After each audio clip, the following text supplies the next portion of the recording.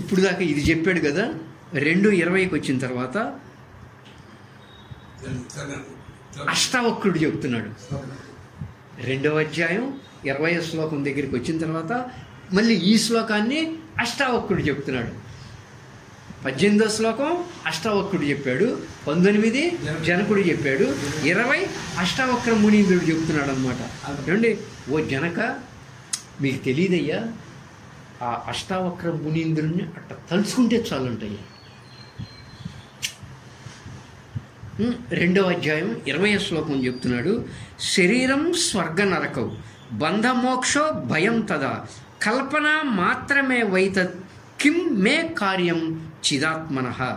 ఓ జనక, ఈ శరీర భావన అంటే స్థూలదేహము, సూక్ష్మదేహము, కారణదేహము అనేవి స్వర్గ నరకాలు, స్వర్గం నరకం ఉన్నాయి అంటారు. స్వర్గ నరకాలు, బంధ మోక్షాలు, నేను మోక్షం పొందాలి అంటాడు. ఆఖరికి బంధ మోక్షాలతో సహా ఇవన్నీ మనోదేహాలకి సంబంధించినవి. నేను మోక్షం పొందాలి అనుకున్నాడంటే ప్రస్తుతం మీరు దీన్ని మైండ్లో పెట్టుకోవద్దండి. నువ్వు మోక్షం పొందాలి అనుకున్నావు అంటే అది మనసుకు సంబంధించింది. అంటే స్వర్గం నరకం ఉన్నాయి అనుకున్నావంటే అది మనసుకు సంబంధించింది. బంధ మోక్షాలు మనసుకు సంబంధించినయే, స్వర్గ నరకాలు మనసుకు సంబంధించినయే, భయము మనసుకు సంబంధించినయే, స్థూల సూక్ష్మ కారణ దేహాలు ఉన్నాయి అనుకున్నావా, అన్నీ కూడా మనసు ఏర్పరచుకున్న కల్పనలు ఇవి. శరీరం స్వర్గ నరకం బంధమోక్షో భయం తదా కల్పన మాత్రమే వై తత్. నువ్వు జీవించి ఉన్నంత వరకు, నువ్వు ఎరుకతో ఉన్నంత వరకు ఒక సాక్షిగా ఉంటే, అంటే గమనించేవాళ్ళలాగా ఉంటే, చూచేవాళ్ళలాగా ఉంటే, అంటే సాక్షిగా ఉంటే ఈ కల్పనలకు అతీతంగా ఉండగలుగుతావు, ఈ భ్రాంతులకు అతీతంగా ఉండగలుగుతావు. ఇవన్నీ కల్పనలే, మొత్తం కల్పనలే. మొత్తం కల్పనలే అయినప్పుడు నువ్వెవరవి? శుద్ధాత్మ స్వరూపానివి. ఏమండి, చిదాత్మ స్వరూపానివి. ఏమండి, ఇవన్నీ కల్పనలే అయినప్పుడు, నువ్వు చిదాత్మ స్వరూపానివి అయినప్పుడు ఇక నువ్వు అహంతో ఏ కర్మ చేయాలి? ఫలితం దృష్టి నీకు ఇంకా అహంతో, ఫలితం దృష్టితో నువ్వు ఏ కర్మలు చేయాల్సి ఉంటుంది? జనక మహారాజా, నువ్వు చేయాల్సింది ఏంటయ్యా అంటే ప్రారబ్ధ కర్మలు మాత్రమే. నువ్వు చేయాల్సింది అహంతో కూడిన ఇక ఉండవు, నువ్వు ఎవరో తెలుసుకుంటే. భలే ఉందండి ఈరోజు. నువ్వు చేయాల్సింది ప్రారబ్ధ కర్మలు మాత్రమే.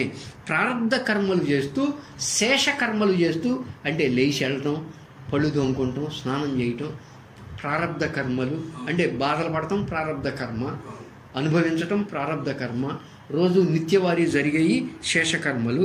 ప్రారబ్ధ కర్మలు, శేషకర్మలు చేస్తూ, అంటే నువ్వు చేయాల్సింది ఇంతే. నీ దగ్గరికి ఎవరన్నా వచ్చి చెప్పమన్నారా? చెప్పు. ఎవరన్నా మా ఇంటికి వచ్చి చెప్పమన్నారా? అవసరమైతే నీకు అనుకూలంగా ఉంటే వెళ్ళి చెప్పు. అంటే అది ప్రారబ్ధ కర్మ, శేషకర్మ. నువ్వు చేయాల్సింది అంతే.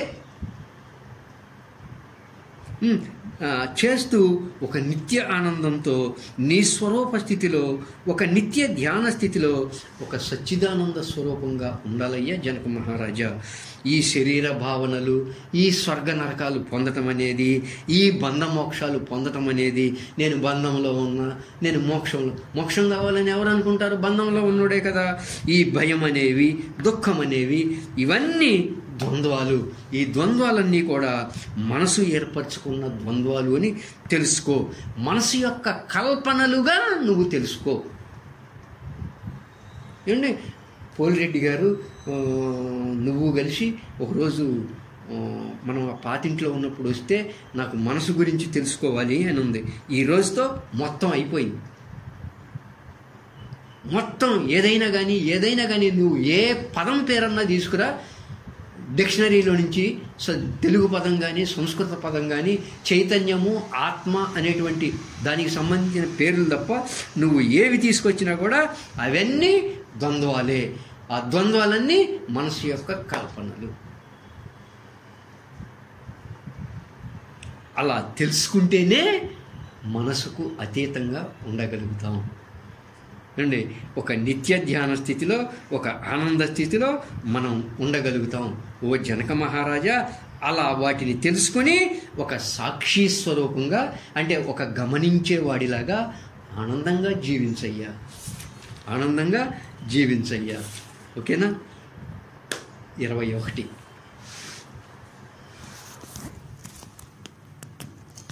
ఓకేనా?